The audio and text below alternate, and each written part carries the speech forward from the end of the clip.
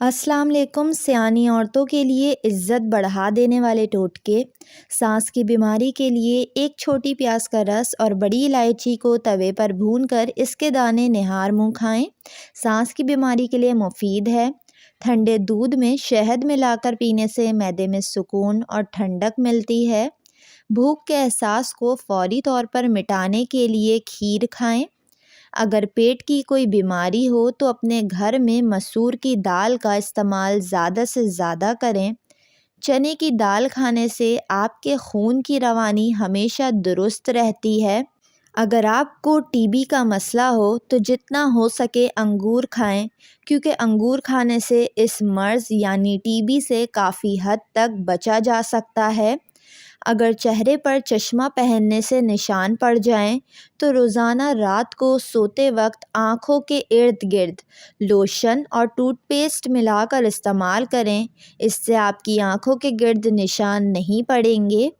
اگر روٹی پکاتے وقت روٹی کا رنگ سفید رکھنا ہو تو آٹا گوندتے وقت اس میں تھوڑا سا میدا ملا لینا چاہیے، اس سے روٹی کی رنگت سفید اور بہت خوبصورت نظر آتی ہے۔ ہڈیوں کا بھربھرا پن ختم کرنے کے لیے گوند اور چھوارے ہم وزن لے کر انہیں ایک گلاس دودھ میں ملا کر 24 گھنٹوں میں ایک بار ضرور پی لیں۔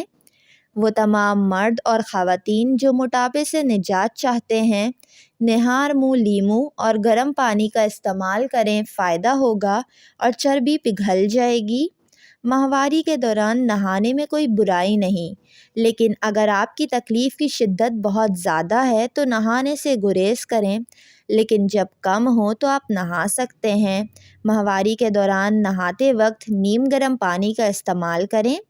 جب بھی بہت زیادہ تیز بخار ہو تو کدو کے ٹکڑے کاٹ کر ماتھے پر ملنے سے بخار کا زور ٹوٹ جاتا ہے۔ بخار کم کرنے کے لیے بہت ہی آزمودہ طریقہ ہے۔ تھوڑی سی ٹوتھ پیسٹ لے کر اسے دانوں پر لگائیں اور کچھ دیر کے بعد چہرہ دھو لیں۔ چند مرتبہ کے استعمال سے چہرے کے تمام دانے اور داغ دھبے ختم ہو جائیں گے۔ زبان کی تتلاہٹ کے لیے شہد کھائیں، زبان پر ملیں۔ صبح شام ایک چائے کا چمچ شہد کھائیں۔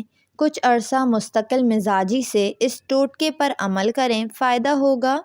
پٹھوں کی اکڑن سے نجات کے لیے دودھ میں ہلدی ملا کر استعمال کریں۔ جوڑوں کے درد کے لیے بھی نیم گرم دودھ میں ہلدی ملا کر پینا مفید ہے۔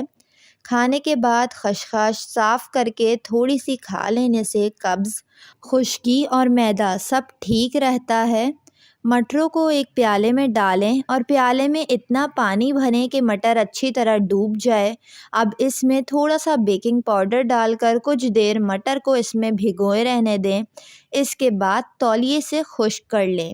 اب کسی کاغذ یا اخبار پر مٹر پھیلا دیں اور مٹروں کے اوپر کپڑا پھیلا دیں۔ اب اس پر استری پھیریں۔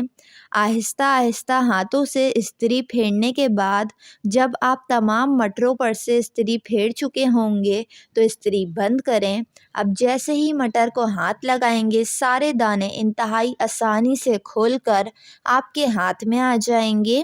اس عمل سے سخت مٹر کو چھیلنا بہت آسان ہو جاتا ہے۔ ویڈیو کو لائک اور چینل کو ضرور سبسکرائب کر لیں۔